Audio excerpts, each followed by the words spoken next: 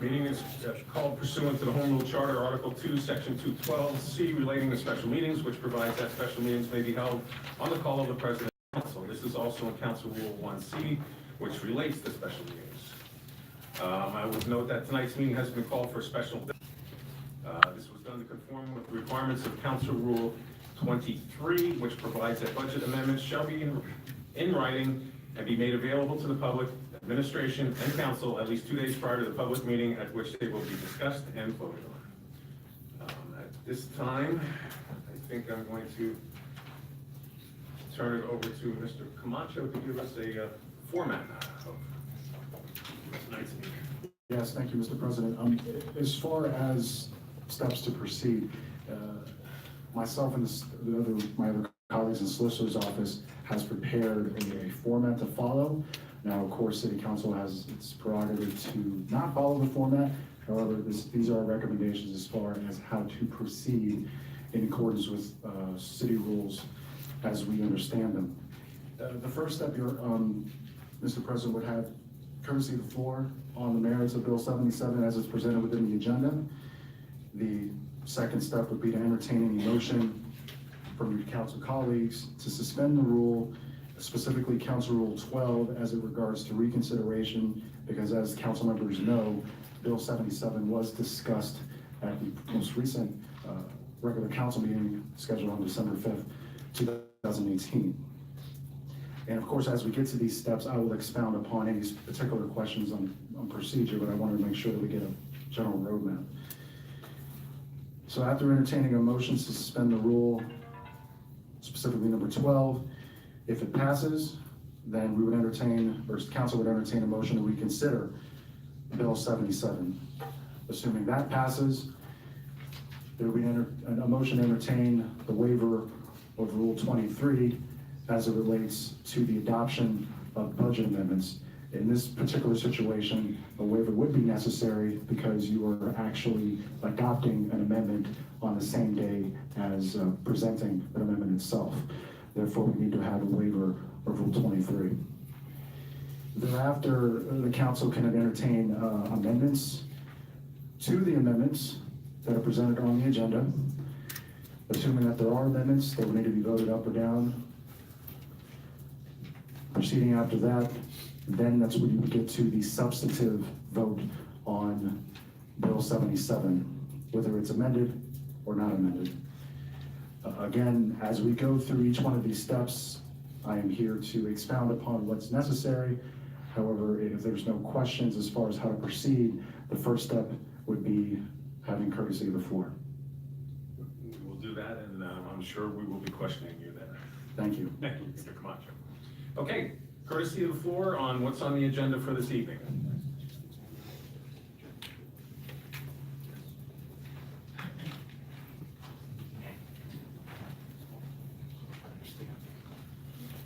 Thank you, Mr. Chairman. I see on the agenda you're going to reduce that general fund by $1.2 million. I'm asking you to reduce it a little bit more.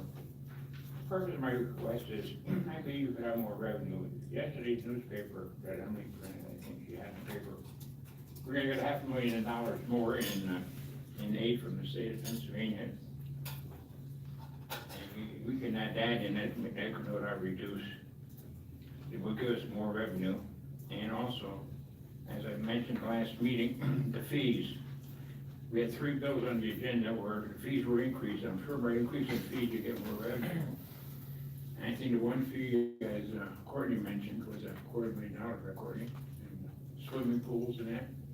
I think it was about 100,000. Whatever. So About 100,000. So I'm looking at maybe $500,000. So maybe you can reduce the general fund by 1 to 2.2, which can really give the tax reduction and break. At the last meeting, I told you we have many people that file their earned income tax. Get their income tax credit means they're low income people. They will get a 121 city downtown was number 1. We're number 1 on poverty in Lehigh Valley. And you know, these people that rent apartments and rooming homes, their rent goes up and somebody will be evicted. So we have to look at that. And I also mentioned to you about foreclosure now time. I got a listing from the real estate agent. There could be 800 foreclosures that could be coming due or already in foreclosure. So Mr. Chairman, whatever you can do to reduce the real estate tax in Allentown will be a benefit to many people around town, many homeowners, many low-income wage earners, many that are considered poverty and they own a property. So anything you do, Mr. Chairman, we greatly appreciate it. And it's up to you guys. I mean, you guys are trying to help the people. And I hope Mr. Robinson changes his mind, and Mrs. Moda. As Democrats, the Democratic Party supports these people, but I haven't seen you guys come out, support these people, need the help. And I believe this evening, you change your vote and support the taxpayers. Thank you. Thank you. Thank you, Mr. Hirsch.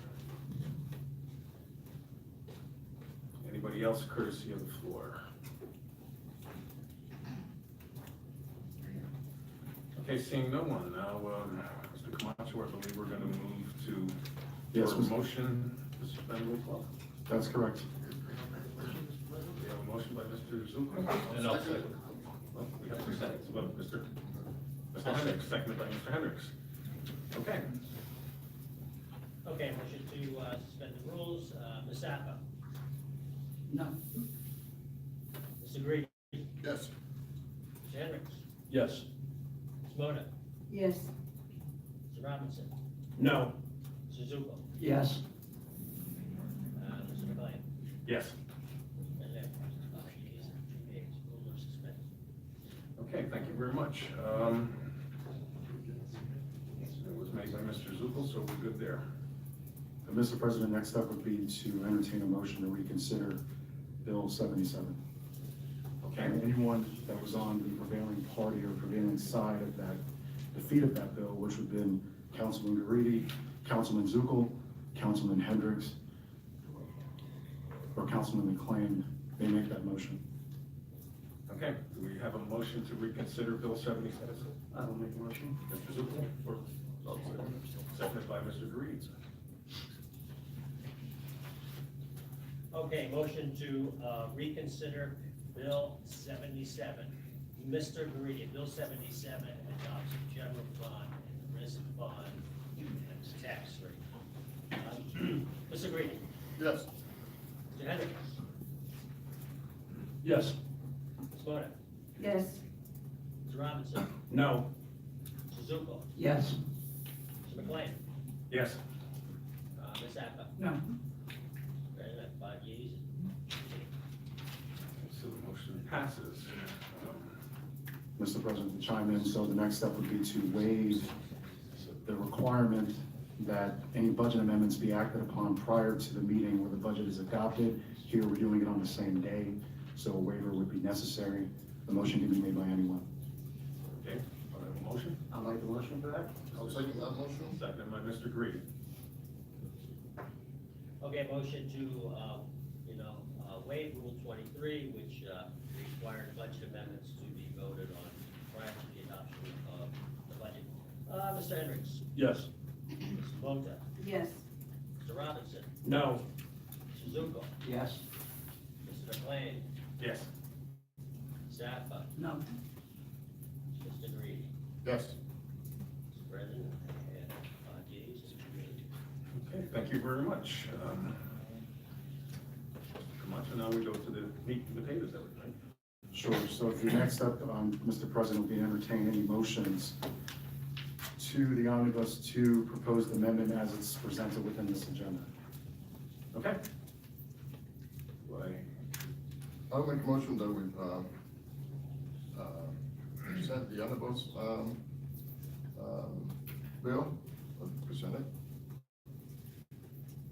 And that would include, cutting premium time 10% across the board. That would also include, lowering the,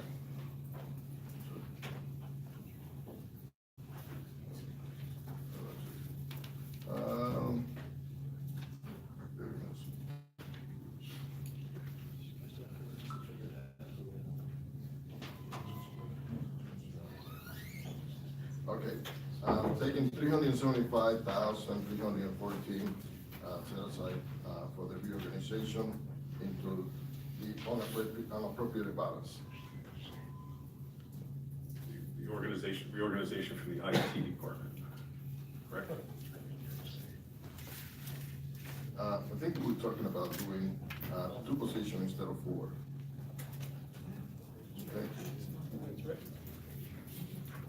My motion is 2 positions instead of 4. Mr. Camacho, just a point of order question. Since this was advertised to the public, would it not need to be read into the record exactly as written and advertised? And if changes needed to be made, it would then have to be amended after it was made and seconded? Is that correct? Mr. President, as far as the amendments that have already been presented within this agenda, to be clear and to make the record clear, it can be spoken into the record.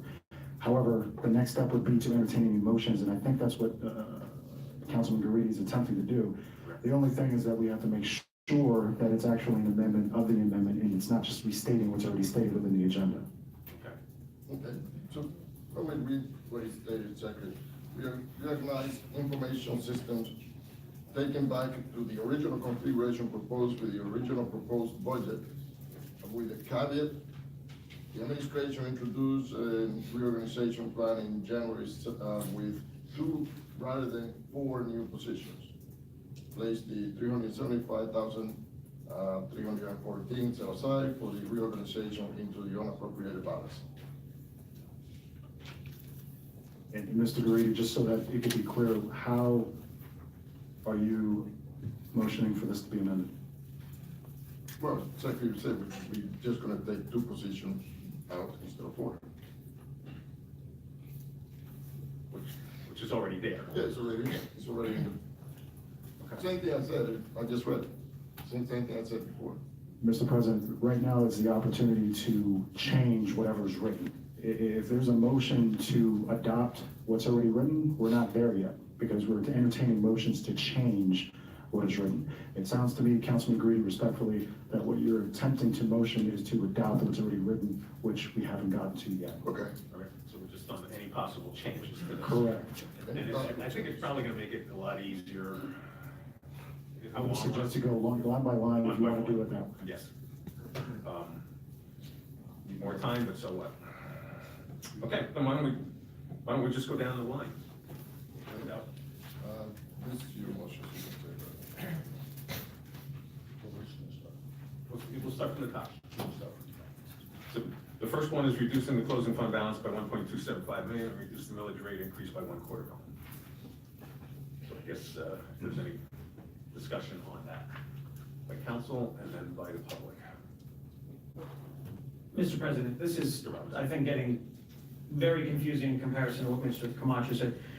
Mr. Camacho, this is one amendment because it was advertised as one amendment. That's correct. So we would not have public comment on each line item of the amendment. We would have public comment on the amendment as it stands, correct? Correct. Okay, so if I understand this correctly, what we are at now is, because this is on the agenda, there's no need to read this into the record by a motion and a second from a member of council, correct? That's correct. Okay, so we are just at a stage where we are amending the entire amendment. So theoretically, if any members have an amendment to a particular line, they should make said amendment, receive a second, we debate on that, have public comment on that particular change, and then vote on that particular change. And my suggestion was, Mr. President, if it can be read one by one, if there's no entertainment of any motion to amend, move on to the next one. And then open it up for public discussion and also by comment by council members. Otherwise, we keep going line by line, and if there's anything else to add at the end, then do so. But at this time, we're only entertaining, or the council president is only entertaining motions as to the agenda as it's stated. And that's what I thought we were doing. Okay, Okay, so so it's already in here. it's in there. Yeah. Okay. We don't have to do it. All right, second one, reorganize information systems, taking it back to the original configuration proposed in the original proposed budget, with the caveat that administration introduced a reorganization plan in January with 2 rather than 4 new positions. Place the 375,314 set aside for the reorganization into the unappropriated balance. It's already there. You know? Okay. Place the aquatics manager back in the budget as full-time 5 and additional $20,000. I'd like to make a motion to eliminate that. I'll second Thank you very much. Now we'll open up for discussion. I guess I can discuss it by saying, you know, we're in lean times here. And I kind of look at things as needs and what would be nice or wants. And we're talking about doing a balancing act with the taxpayers versus what the city needs and or wants. And I consider this a little bit more of a want than a need, so that's my position on it. Mr. President? Mr. Anderson? Yes, I will respectfully disagree with you. I had asked this to be replaced into the budget, and the reasons being that, as we all know, we've had a difficult time getting lifeguards last year, and something that's even more important, I think, is when you look at some of these statistics presented to us by Mr. Griffiths from Parks and Recreation, stating some of the statistics on some of our most needy citizens and the inability for them to swim. For the amount of money that this is a drop in the bucket. This would allow us to continue with aquatics classes throughout the season, the winter season, and in our schools, so that we would be able to cultivate some of our students and hopefully grow our own lifeguards, who in the summer months then would be able to take those positions, which we so dearly needed over the last couple of seasons.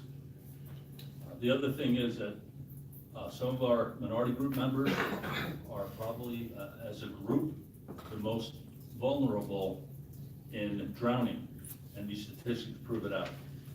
I think if for the $20,000, if it saves one life, and we'll never know that, but I think it's money well spent. And I would request that my colleagues support this. Thank you.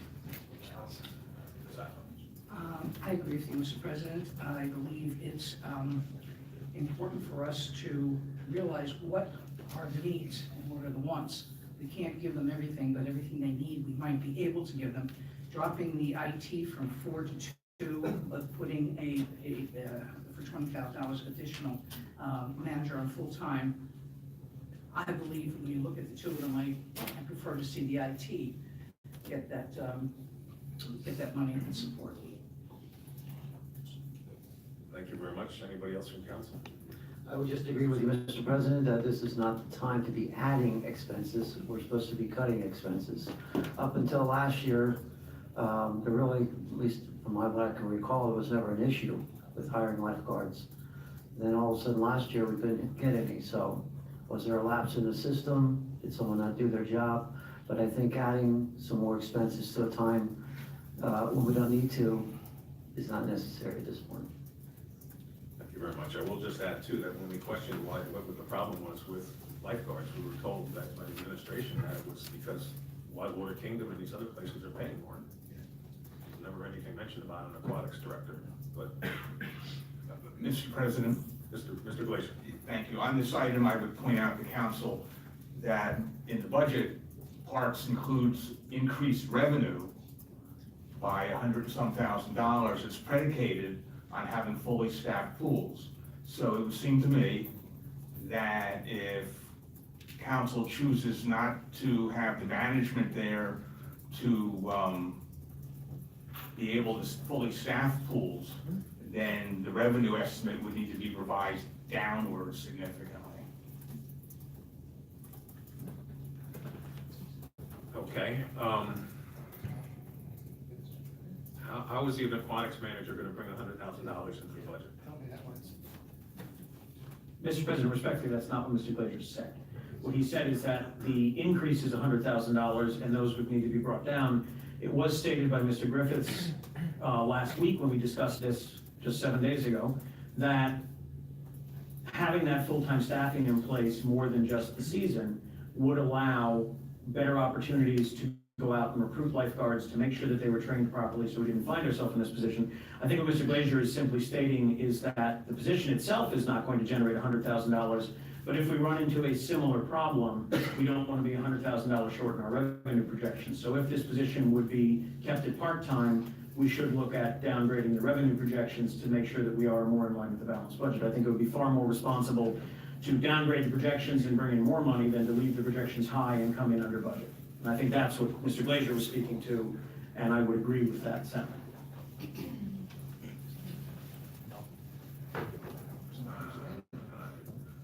still stand by my comments.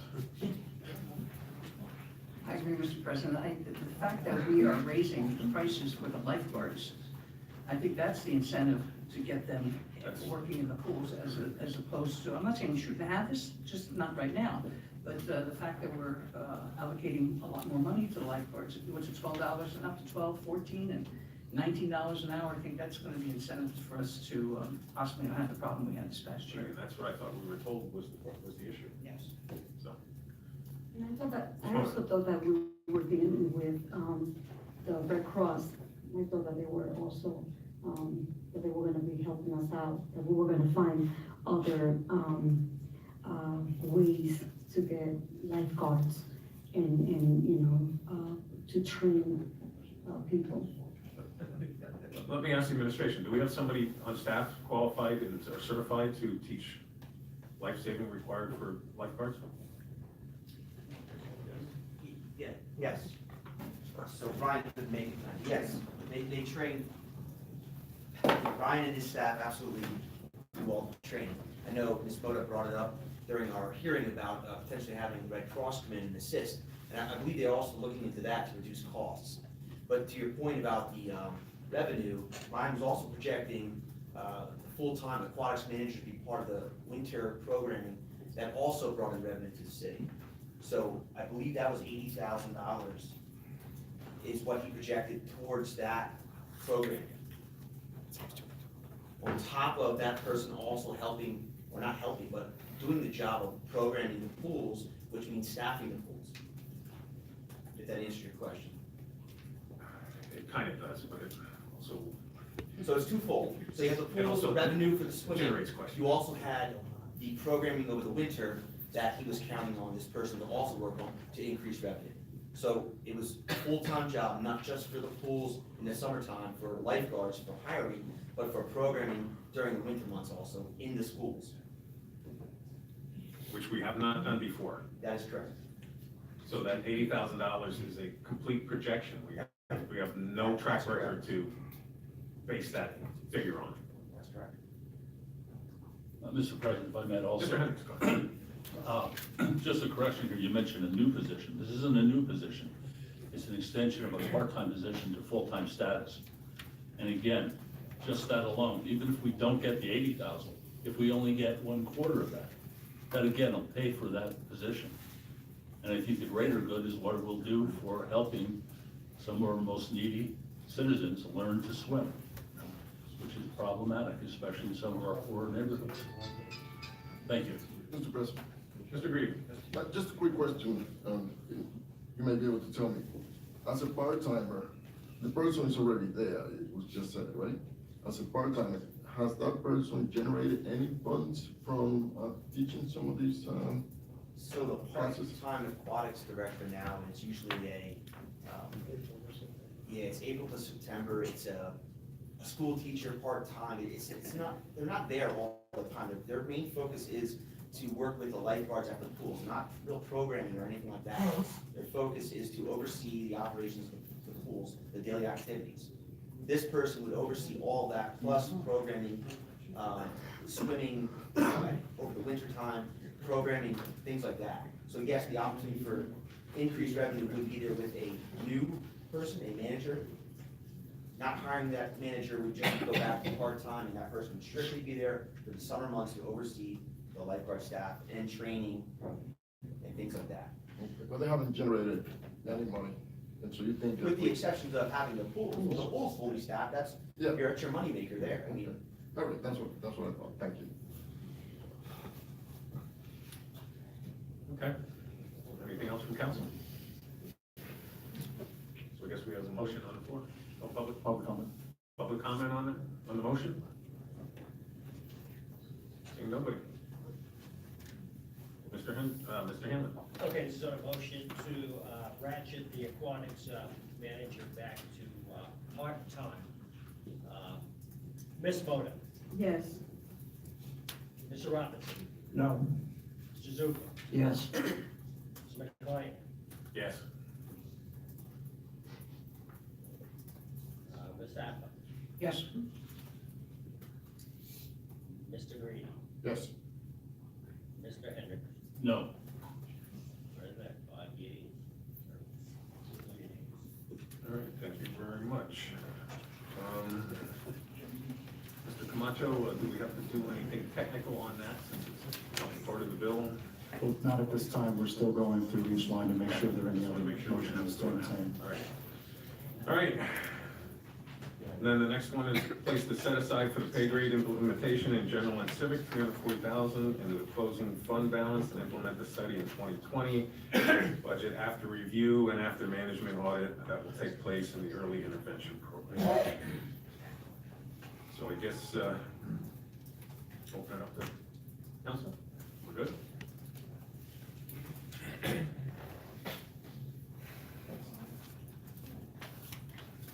Okay, and then, 10% cut in overtime across the board, 380,000. Anybody good with council? Okay. Well, Mr. Mr. Glazer, I'm sorry, I didn't know where you were. I'm sure you meant that, not in the literal, but in the figurative. I even have your name written down right there. I spent a little bit of time looking at overtime today. I'd just like to share that with council. Mr. Hanlon was kind enough to get the memo out to you, but it was only right before meeting time. Council is considering reducing the general fund overtime budget by 10%. This equates to a reduction of approximately $380,000. The overtime budget being proposed for next year is a little bit over $3.8 million. From what I can determine, the overtime budget is almost all dedicated to public safety. I estimate that only $22,950 of that $3.8 million is not related to public safety. And of that amount, $17,400 is for lights in the parkway, which of course is covered by admissions. For the purposes of this memo, plowing city streets, call-outs to inspect unsafe housing conditions, and removal of downed trees and other weather-caused hazards in our parks, along with police patrols, fire responses, and EMS, are considered to be expenditures that maintain and ensure public safety. Except for the fire department, 2019 overtime budget requests are in line with the 2018 expenditures for the year. I took a look at what we spent so far, gamed them out 2 more pays, and everybody is pretty much on the mark, and their 2019 requests are also in line with that. I keep in mind that for police, their 2019 request has 3 line items. 1 is the general premium pay, 2 is $200,000 for the arena, which is offset by $200,000 in income, specifically from the arena, and then there's some pool overtime that we'll be paying out of this account. In past years, it was transferred from Parks and Rec. And the police is estimated this year to be a little bit over $1.8 million, which is about what we budgeted for them this year. So they've certainly held the line and been true to their budget. The one problem in all this is EMS and fire. By my exceptionally conservative estimate, EMS and fire for next year's budget is under budgeted by over $300,000.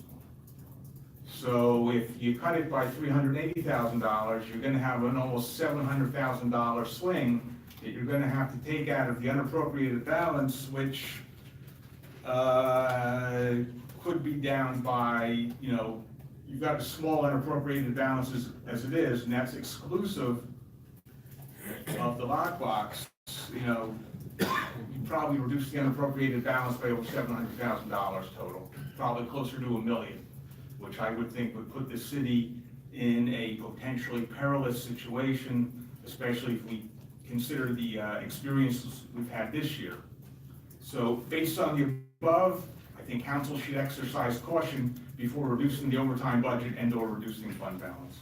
Thank you, Mr. President. Thank you, Mr. Glazer. Ms. Hoffa? Thank you, Mr. Glazier. I have always been a proponent of public safety, and I know we talk a lot about saving the money, the budget, reducing the budget, so on and so forth, but a lot of the, because of the people in the lower income. But if you look at the services that are used in the city, or mostly inner city, are the fire department, the police department, public works. Use these services in inner city more than any place in the city. There aren't that many fires on the west end or the south side or so forth.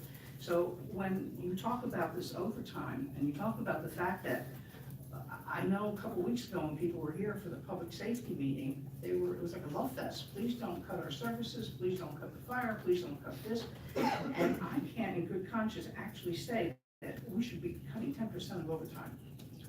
And one of the reasons is because the inner city needs these services. Thank you. Thank you, Ms. Anton. Anybody else from council? The only thing I have to say is I lived through it and I had to work with it, and so I understand it from both sides. You know? So I've seen it from the taxpayer side, I saw it from the working from the city side. So I guess anything else from council, Mr. Hendricks? Thank you, Mr. President. Mr. Glazer. Yes, sir. Last year, we had a lot of overtime with the EMS resulting from the two paramedics that we didn't have. And that should have been relieved quite a bit by the hiring of those two paramedics, correct? I think it'll be relieved somewhat, Mr. Hendricks. I mean, I would expect their end of year overtime to be somewhere over $525,000. They budgeted for next year $325,000. So while the two additional positions are well needed, I don't see a $200,000 swing. I think you're still going to incur significant overtime. And I think the importance of those positions is that it just makes life easier and reduces the stress and wear and tear on the folks that are there anyway. So it's certainly a good thing. I said $300,000. The number's well over $400,000. I was putting in a factor there that yes, we've hired positions in EMS, and yes, we've got some fire people coming in. But, you know, I think in terms of reducing overtime, that'll be more at the margin than a really significant decrease, sir. All right, thank you. You're welcome. And as I recall, too, I think Mr. Gratz had mentioned that we have a lot fewer non-essential calls from previous years. And you are correct, he did say that, but he also went on to say that the regular paying call volume has been increasing, if not exponentially or arithmetically. 5%. By 5%. So, Even with the 74% reduction in calls and Yeah. medical necessity. I mean, the good news is, these are paying calls. The bad news is they keep increasing. So, their overtime might not change at all because of that. You know, I don't know. And the only other thing I'd point out is in fire, you know, when the chief was up, he mentioned the importance of training for our special teams. Training is a line item in their overtime budget. And I just wanted to remind you of that. Thank you, sir. Thank you. Thank you, Mr. President. Thank you, Mr. Glazer. Thank you, Mr. Hendricks. Anybody else from council? Mr. President, I just want to confirm something. Mr. Camacho, this is just going through for if we want to amend anything, there will still be the opportunity for public and council debate on the overall amendment, as we have this stated, correct? As it stands, there has not been a motion put on the floor, so Understood. essentially, we're just talking about something that could potentially change or potentially could not change, but at the moment, there is no motion to amend this item. Okay, my comments would be more appropriate on the amendment as it stands wholly. I just wanted to make sure this was not our only chance for comment, Mr. President. Thank you. We're going to be there very shortly. Mr. Camacho, I think the only change was the aquatics management position. It just for a point of order, just for the sake of everyone on the dais, it is just to make sure that there are no other amendments to discuss. Right. Well, we're at the 10% overtime cut. I asked council. We've got nobody. Okay. And now we're at the point where we're going to open it up. So at this time, Mr. President, as it stands, the agenda that has been presented to the public and also has been presented to administration and council has been changed only to the extent of the aquatics manager. So at this time, this would be the appropriate opportunity to discuss the vote on Bill 77 as amended tonight. Okay, then I will open it up to council first for Bill 77 as amended, and then we'll go to the public, correct? Would we not need to vote on the amendment, Mr. Camacho? The only thing that I was gonna Okay. caution was just that we have a vote on the amendment itself as amended, and then get to the substance of the bill. And once we do get to the substance of the bill, then I just remind the council members that it requires 5 votes for affirmative action, Okay, okay? So So- as far as the amendment, it's 4. all right, we're voting on the amendment for the aquatics manager, keeping that at part-time. Is that okay? That's what the motion was? That's what the motion was. Okay. You need a public to speak. You actually voted on the motion. We thought we did vote on it, Yeah, yeah. you did. So we did vote. Spot you. So now we're through the whole thing, now we're. We have to open- Now we're at council. and We the have to public. vote on the amendment, and then we vote on Bill 77, is what Mr. Camacho is saying, Mr. President. So we voted to change the amendment, now we have to vote to amend Bill 77, correct, Mr. Camacho? No, that's not correct, because the vote that already happened was 5-2 for the amendment itself on the aquatics manager. So now we're talking about the overall Bill 77 as amended tonight. That's Mr. what we're- Camacho, I thought the motion that was made was just to amend it for the aquatics position. That was you're saying that is considered a vote on the total amendment itself? No, that's not what I'm saying. Okay, I'm just trying to understand, because with everything else that we have done, and I want to make sure this is clear, because we're taking a very different path than we normally did last week. Well, this is a different type of meeting. No, I understand. I want to make sure that we're getting everything correct here. Sure. So you're stating there does not need to be a vote on the amendment, just on Bill 77? We've gone through, and I'm just explaining, summarizing what we've done already. We've gone through line by line. Correct. We've entertained whether or not there's any motions for amending any type of item on this agenda. The only thing that's been changed, that has been voted on, that's been amended, is the aquatics manager. Now we're at the bottom Right. of this agenda, where we actually vote, or the council actually votes on the substance of Bill 77 as amended. When I say as amended, I mean just the aquatics manager. Mr. Camacho, this is where I think I'm getting confused. I don't know of any time where we would not vote on an amendment to a bill. And what you're saying is we're not voting on the amendment. So what I'm saying is, this amendment is here, okay? We would vote on this amendment to Bill 77. If the amendment does not pass, then we still vote on Bill 77. Mr. Hanlon, and what I'm saying sound even remotely logical? I think we're convoluting 2 things. So, Right. first step, we get through the amendments. Correct. Which we have done, okay? We have 4 votes affirmative to amend the aquatics manager. Now, we get past the amendments, meaning changing this, as amended, meaning that we've only changed the aquatics position. Now we have to get 5 votes to give this whole thing effect, as amended. But we didn't vote to amend Bill 77. We only voted to remove Understood, and I could the agree with aquatics that. manager from I the agree with amendment. that. So now we have to vote on the amendment, then vote on Bill 77. When you say amendment, what do you mean? Because when I say amendment, I mean just the aquatics This manager. amendment Right, has now been amended correct. to remove the aquatics manager. That's correct. We would now debate and vote on this amendment to change Bill 77. That's correct. Then we vote on Bill 77 with 5 votes. That's correct. It's I think we're saying exactly the what same I've been thing. saying from the beginning, Mr. Okay. Camacho. Okay. but So we just have for- 2 votes that we have to now conduct. No, we already did the one for the amendment, which is the amendment for the aquatics finance, aquatics. Mr. Hanlon, you seem to understand what I'm coming at. Could you weigh in on this? What Courtney's saying, Courtney's saying that now they need to make a motion if they're going to treat this as an omnibus amendment, to vote on this. Not even so much a motion, it's on the agenda. We don't need to make a motion to it, but we just need to vote on the omnibus amendment, then take a vote on Bill 77. That's what I'm saying. There are 2 votes that we have to conduct now. One for the amendment as amended, and one for Bill 77, whether it is amended or not amended. Mr. President, and I'll defer to you since you are the presiding officer. If you wanted to entertain a second vote, which I think has already been resolved, however, Councilman Robinson believes otherwise, and that's fine.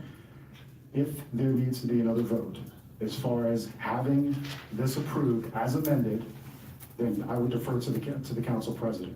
and then you would get to the merits of Bill 77 as amended. So you require 2 votes.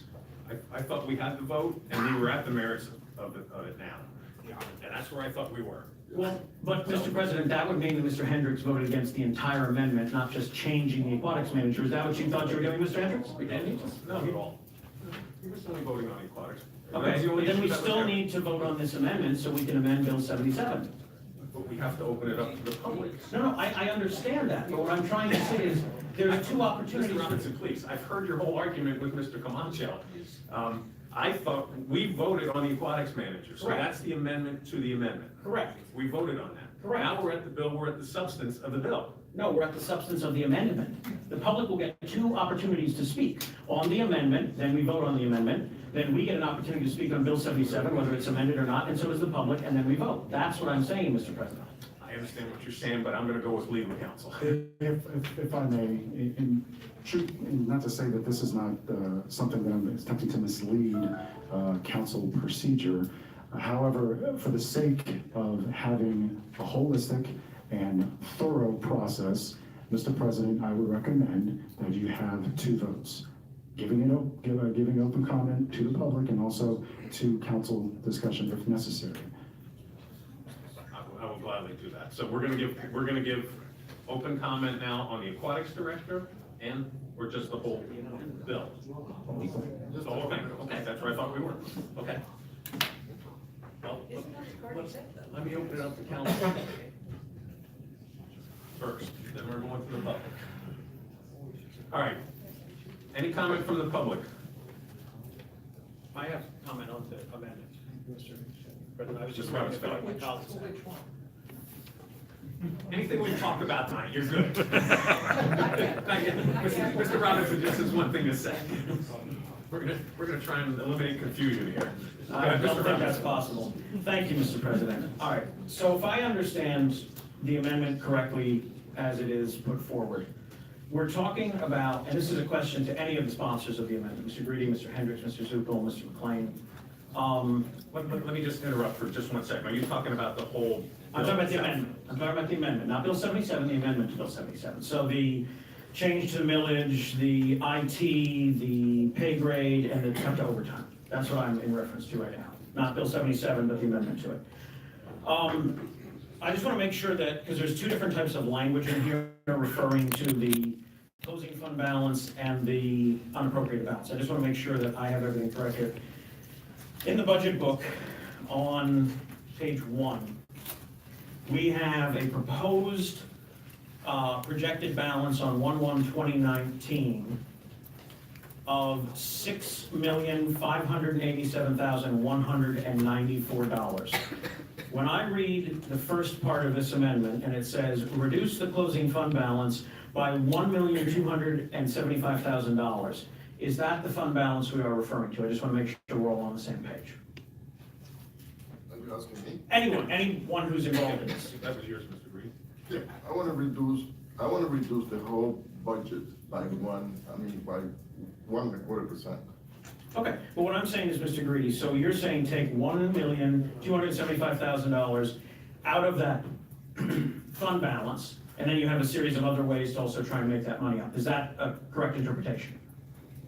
Not, you may be, but it's not only the, yes, that's all Okay, right. Yeah. okay. So, all right. By the way, that includes all this. Oh, no, I understand that, Mr. Greedy, I understand. I just want to make sure that I understand that correctly, because that leads into. I don't wanna get into law if you have to go 2 times on that. I think you're okay.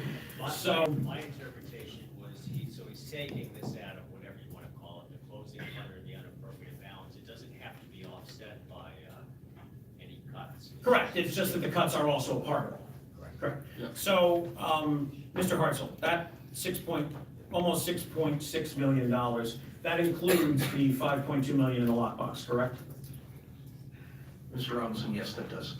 Okay, so we have $5.2 million in the lockbox. When you remove the $1.275 million from the $6.5 million, you are left, this is before any of the other parts of the amendment, you are left with $5,312,194, which is about $100,000 over the lockbox. When you add in all of the savings that are in this amendment, the 375,000, the 340,000, the 380,000, you come up to $6,408,379 as the ending balance. So we are still looking at roughly $178,815 coming out of our cash reserves to do this cut. You want me to ask you? You may answer if you want, but that's mathematics. Oh, okay. So let me just say, we've been doing this, Mike Hanlon and I and a couple of other council members for the last couple of weeks, okay? We all have this agreement. We know exactly what we're voting on. Well, you can pontify if you want to. It's not pontification, but I think the public has a right to know, as does everyone who will be watching this, as to everyone that will read it in the morning call or see it on WFMZ, what exactly is happening here, that we are People taking. know that we're trying to cut costs. I understand, Mr. Greedy, but we're also taking a situation in which we have roughly $1.5 million, actually 1.3 million, in our cash reserves, not including the lockbox money, which requires that we have to return that money if we dip into it by December 31st of the year we dip into it. So if it's next year, we have to return it by December 31st. I think stating that clearly and plainly for everyone to understand is important, Mr. Greedy. So I would also point out that in the second part of the amendment, where we talk about reorganizing IT, the $375,000 is for all 4 positions. So if the administration would come back and want to add those 2 positions in January, if the rate to the millage, if the tax millage is reduced, they would have to take that additional roughly $200,000 out of the cash reserves, which would mean we would go from 6.4 million to 6.2 million. But that's only if we approve it. You're absolutely right, Mr. Greedy, but the wording of this amendment stipulates that you seem to be in favor of approving that. No, I in mean, we're January. approving 2 out of 4. I understand that, but that's exactly what I'm saying, Mr. Greedy. That would be $200,000 out of the unappropriated balance if we cut the millage rate. So we are now going down to 6.2 million. Now, you heard what Mr. Glazier said, that we're looking at, let's just conservatively estimate that the $400,000 he stipulated is a factor in overtime, that we will need to put that, say, $300,000 or $400,000 into the fire department because of contractual obligations for staffing and every other issue that we have to look at. Not even taking the $700,000 number, just the $400,000 number. So we will now be going from 6.2 down to 5.8, which is going to leave us $600,000 in our unappropriated cash balance in case of an emergency. That is not at all an acceptable amount of money for a city the size of Allentown to have. I wouldn't leave that in my cash reserves if I was running the borough of Chapman, which has 40 residents. I think that it's a dangerous thing to get that low, and I think it's worth pointing that out to everyone that's going to vote on this, that we will potentially be looking at $600,000 in cash reserves for emergency, not to mention the fact that if the pay study is brought back next year, that's $340,000 above our additional revenue. If we have any type of emergencies, there's that. And also, we're going to be looking at the fact that next year we have to come up with $650,000 to repay the solid waste fund. So we're going to be looking at a situation in which we're going to, if we do this and cut the millage rate, we're going to guarantee that next year the administration will have to propose another tax increase or we will run out of money potentially. Let me just give you one example. Every year, we budget, last year, for example, we budget 22 officers in the police department, right? 222, I'm sorry. 222 officers. How many did we hire? I think it was 113 that we had at the one point. No, we had 213 was our high water mark. Okay. I consider every police officer to be approximately $100,000. It's $55,000, $80,000, $55,000 they get base salary plus another, let's say $30,000, $30,000 on health benefits. Okay, so we're talking about $85,000. So, Mr. Another thing like uniforms and things like that, close to $100,000. Okay, so we had, and Chief, you can correct me if I'm wrong because you're the chief. You know how much you spend per officer, and I would say at least 7 police officers were not hired. That money was in the budget. We did not use it. Yes, so Mr. Greedy, may I ask you, since you chose to interject at this point, can I ask you a question? How is this any different than what Mayor Pulowski did by balancing the budget on the vacancy factor? Listen, what Pulaski did. No, I'm asking you a question. How is it different?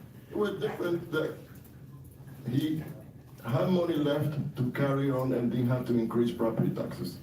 I understand, but one of the ways. That was partially what he was doing, and that's why people keep saying, increase property taxes on a small amount, moderately.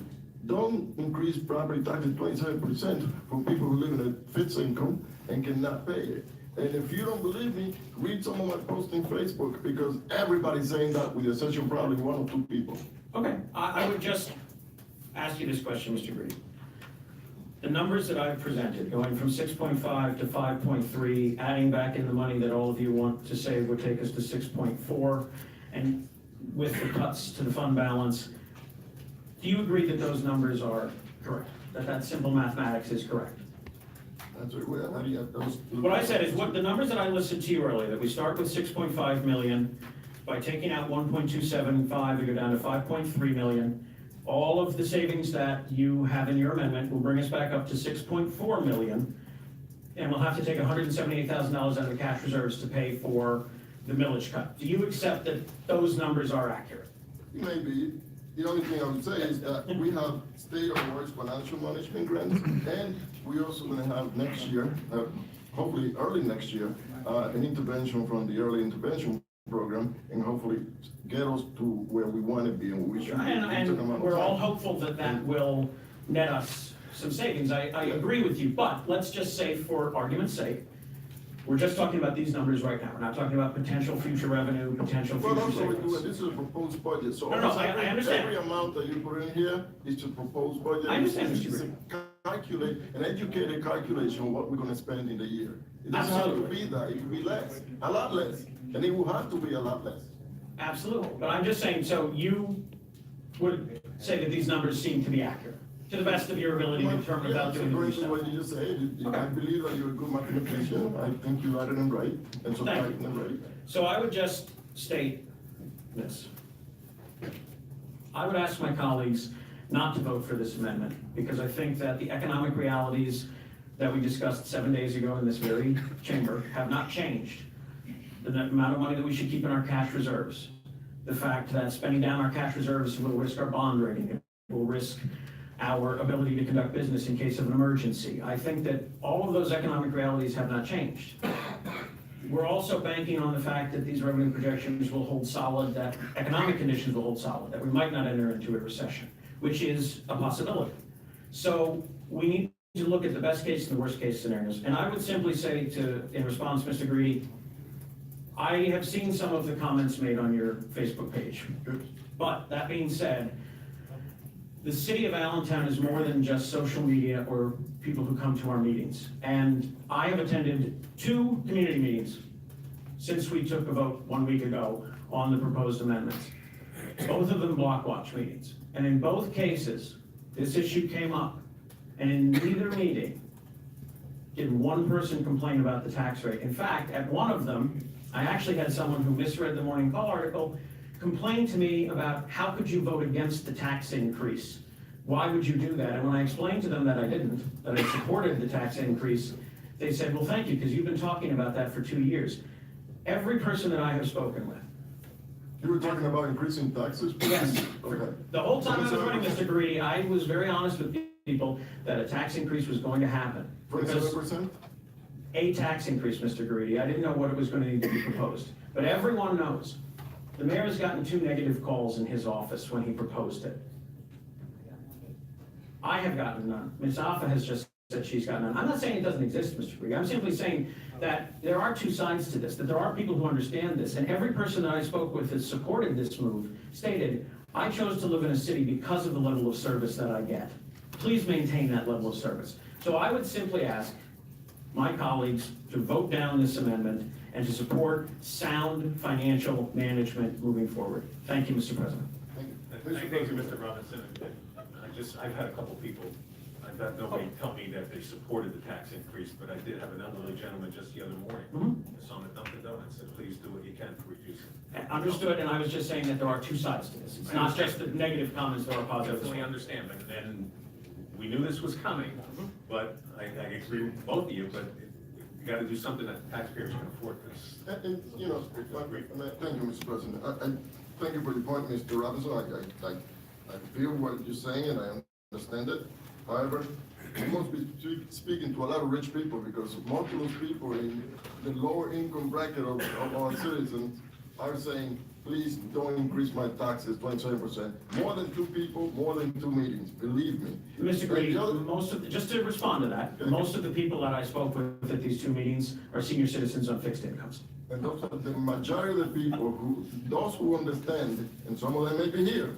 I think you heard everyone laughing over there, but most of those people are saying to me, and I'm in the board of the Allentown Housing Authority, which are a lot of seniors, and they are saying to me, some of those people are saying to me, please don't increase my taxes, 27%. The housing authority pays property taxes? No, I'm saying some of the people that come to the housing authority. I understand, but if they're coming to the housing authority, they would be residents, would they not, Mr. Grady? Not necessarily. Okay, Not just curious, necessarily. No, I think you're wrong on that one, but anyway, I keep going. All right. The other issue I have is in regards to, not increasing property taxes, is that, well, there's a lot, but I think we gotta look at what is responsible for our city. Not criminal, responsible, okay? Financially responsibility comes into making sure that we support our citizens when they cannot pay for themselves, okay? And our city, go ahead, I'm sorry, you were. No, that's not the one to speak, I told you, just a second. Our city have, as you know, a very large majority of the people who are lower income. And those are the people who are telling me, please don't increase my taxes, my property taxes 27%. I may come back, but I give you because I. Okay, yeah. Say something. Because we're just rehashing the same thing, I think, but, Mustafa. What really convinced me was a week ago, when it was the public, it was a week ago, we can have to go with safety. When there were some lower income people that came here and told us, every single one, there wasn't one person that complained about the tax. Their main purpose, their main reason, everything they wanted, and what I hear all the time, we want our services, we want the fire department, we need the police department, we need public works. It's not something, no one wants these taxes, but what I hear from people are just the opposite. Please don't cut the services. And as Mr. Stukel stated, last council meeting, we have all put a lot of thought and energy into this budget. Each of us has studied and listened and debated in our own way. As for me, I met with all the department heads, chiefs and union leaders. That was a luxury we didn't have with the last administration, I may add. I listened to their needs and concerns. It was obvious that we could not give them everything they wanted. But I sure as hell was going to try to give them everything they needed. And I also really listened and paid attention to Mr. Hartzell and to Mr. Glazier, whom I believe are the experts on the finances in our city. And I'm sure these are the people the mayor relied on to make the difficult decision to raise the taxes or not to cut services. We can't have both. Having said that, I respect my colleagues' decisions, but I will rely on the opinion of the experts and vote for what I think is best for the citizens and the city. Thank you. Thank you, Mustafa. Can I just say one more point, Madam Clerk? And the other point I wanted to make that I can yield to you was that, several months ago, not even several months ago, probably last month, 2 months ago, I was under this body who said, we need $1.25 million to tear down a building. I said, let's lower that, okay? And people, I can get 1 vote. Okay. I went over, did some research, we let it go by, and we actually spent $200,000. This was in the budget. We didn't spend nearly that much. So I am more going to what I read, the intuition, and what is right. And the right thing is not to increase taxes for 27% at this point. Thank you very much, Mr. Reedy. Anybody else from council? Seeing nobody. Public.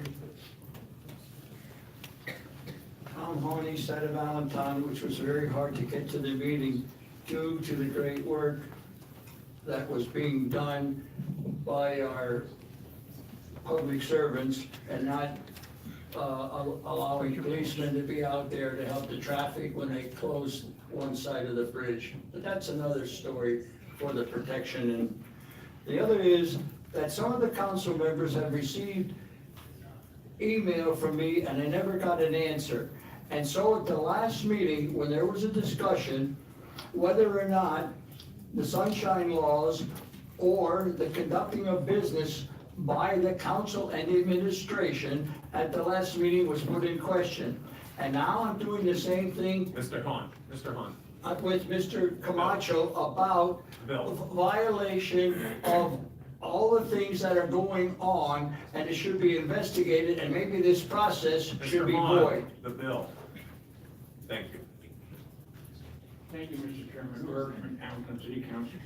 I'm former Allentown City Councilman Julio. When I started on City Council, when we underestimated revenue, and we needed more revenue, what do? We amended the budget. Mayor brought a figure, when I brought up at the beginning of the meeting, we have $600,000 more revenue coming in from the Auditor General for pension.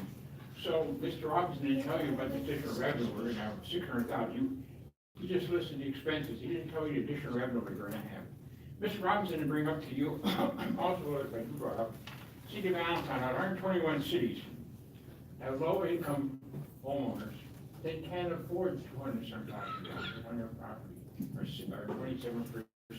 He doesn't tell you all this. Why did he interview those people that are low income homeowners? He interviewed people that I can afford it, the seniors that can afford it, I think pensions, social security checks. He doesn't tell you this. He doesn't tell you, Mr. 67% in one area in Allentown live on poverty. He doesn't tell you this. He doesn't. Mr. Hirschman, if you could I'm just talking- please tell I'm- us in I'm- general instead, right, we don't have to make accusations. Well, he's the one that made accusations. Okay, I understand. Okay, then another Just council, conflict. the same council person said, about, I brought out about, I went to a realtor about foreclosure downtown. They gave me a list, Mr. Chairman, of 800 possible foreclosure and people have foreclosure. So, Mr. Chairman, people in Allentown are hurting. And what we're saying is, we do need a cut in the budget. And Mr. Brady is correct, and you're correct. So is Mr. Agnew, so is Mr. Sokol correct. We do need a cut in our budget. And Mrs. Moda, I can understand her. She's a Democrat. Are you a Democratic community woman? Democrat. What do Democrats do? They help the people who need help. You're not helping the people who need help. Thank you. Please just make your statement, yeah. Mr. Chairman, do me a favor. Wait till the budget. Mr. Chairman, the mayor can open up the budget anytime he wants for that $600,000 and meet Julio's goal. Thank All you. right, thank you. Open up the budget. Glenn Hunsaker, South Allentown. I just want to remind council, and the thing that struck me when the budget came out was there's an $8 million increase. In FedEd's, all his terms, there was never an 8 million, it was 5 million, and we yelled about 5 million. It started in '88, it was like 3 million, 4 million, 5 million, and every year we said, why are you spending that? Because if you just took the 3% across the wages of the, that are built into the police and fire, what did they come out with? 2, 3 million, 2.4? Talking about raises, if you put So 40% basically- raises on top of that, it would come out to that line. I haven't seen anybody trying to cut expenses. We talking about making some money, revenue is great. The first thing on two sides of the equation is expenses and revenue. We haven't addressed the expenses. He's trying to address the expenses, but I don't see any support. That's the first thing you have to do. Then you gotta go and say how much we're gonna increase in taxes. Maybe you need a mill, maybe you need 2 mills. If 1 mill generates 5 million, and we would stick to that 5 million increase, we would be almost home. You gotta work it out. The only other thing I wanted to say was, when Mr. Glazier was talking about the 10% money for freezing the general overtime budget, those were only salary monies. Is that correct? You were talking about? It's not the MMO money that has to come in addition to that. So basically, the expenditure would be more than this 10% cut. So I mean, if you save that money, if you save 3.8 million, or 340, what is it, 380,000, is the MMO number in there? Well, the MMO number, it's an interesting question, Mr. President. I'm not quite sure how it would affect the MMO, but I would point out that, you know, for pension terms, in terms of what we pay out, that overtime in the calculation is limited to 10%. 10%? For, you know, police, I don't know how much of an effect it would have, though. I suggest it would be minimal, however. Wait a minute, let me understand that the overtime cost, total cost of somebody being paid overtime is not the total cost applied to the pension number. Is that what you're telling me? Is that right? Yeah, it may not be, and it may depend on the person. And it's conceivable that, you know, somebody who's earning a lot of overtime today might not retire for 10 years. So it's really kind of hard to, The reason I asked this, figure that. the number, I was just doing some research on this, $57 million. MMO number next year, 57 million. I mean, not, the estimated payroll, 57 million. And when you look at the number of people, it's almost 900 people, including retirees, there's a little reduction in it. That comes out to almost 15, when you calculate what the MMO number is gonna be at 14 million, that's almost $15,000 per person. So when you hire somebody that's gonna become a engineer, you gotta look at that number. Eventually, that's coming there. So, those are the considerations. Whatever. Thank you very much, Mr. Spencer. Anybody else from the public? Ms. Hoffler? I take offense, Mr. Hirschman coming up here and pointing out Ms. Moda as a Democrat. We're all Democrats, registered Democrats sitting up here. And according to the courtesy of the floor rules, you're not to point out any council person. They point it out, and it happens all the time, whether it's Courtney, myself, or Ms. Moda. And the way I look at it is, why would they just point her out? Do you want her to change her vote? Is that what it was all about? And I take offense to that, and from now on, I don't want to see anybody come up here and pick on any one of us up here on the podium. And you don't need to get up, Mr. Hirschman. I said what I had to say. Well, then you pick on the gentleman over here, section. Right, thank you. Thank you, You Louis. picked on Mr. What about the vote on Mr. me? Ringer, you picked, you know, all right? Okay, Picked on okay, Mr. Ringer. whoa. It's enough. The sunshine laws have to be investigated. Mr. President, you Please, picked on us. we're here on a bill tonight. Mr. Camacho. Just so we're clear on where we're at, respectfully with Councilman Robinson, I think we were saying the same thing, just kind of getting to different conclusions.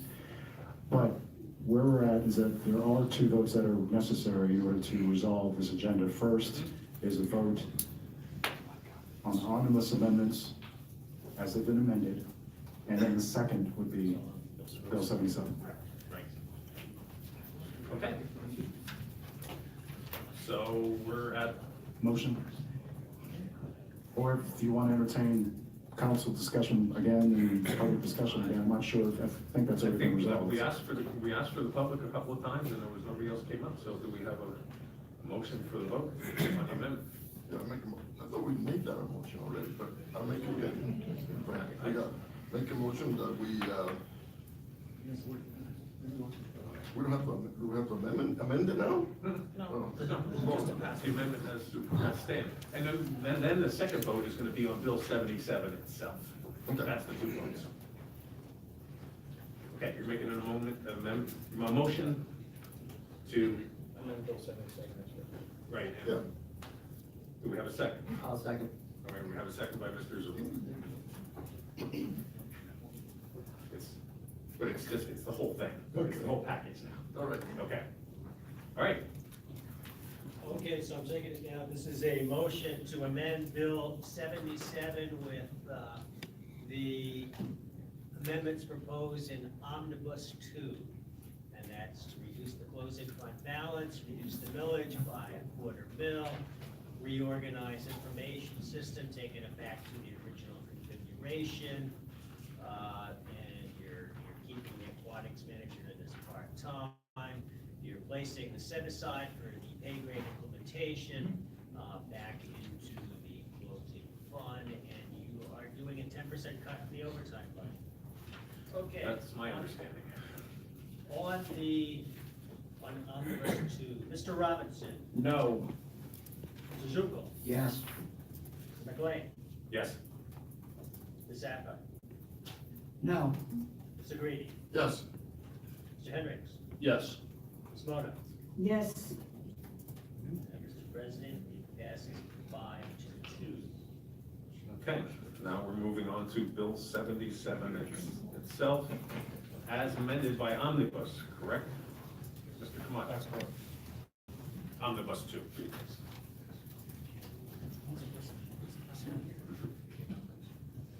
We can take comments, public discussion, also council discussion. Okay, all right. Any more council discussion on it? Mr. Henry? Just briefly, I would remind my colleagues and also the administration that this is not eliminating a tax hike. It's simply reducing it. Something the administration asked us to do, to come up with some ideas of where we could cut.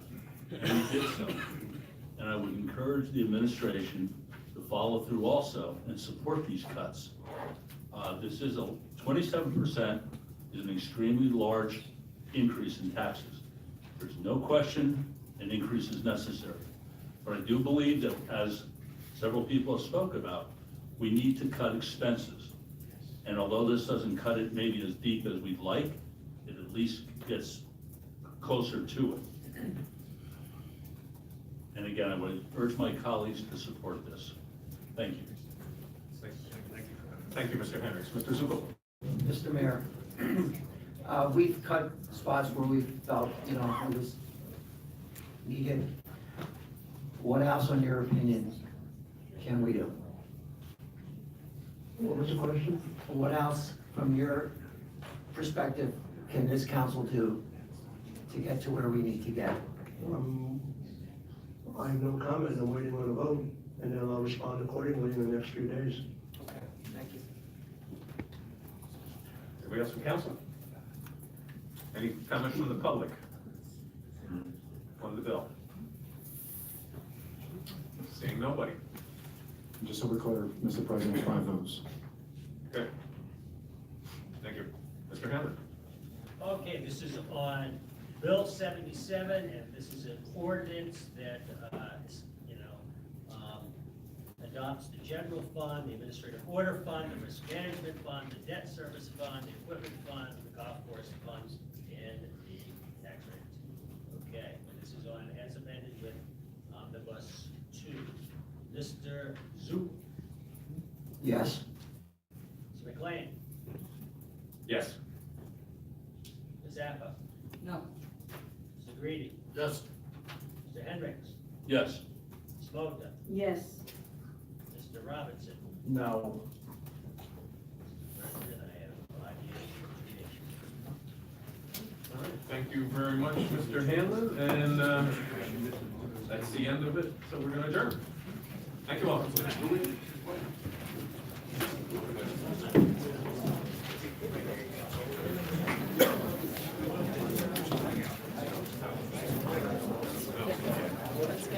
No, I know, but it's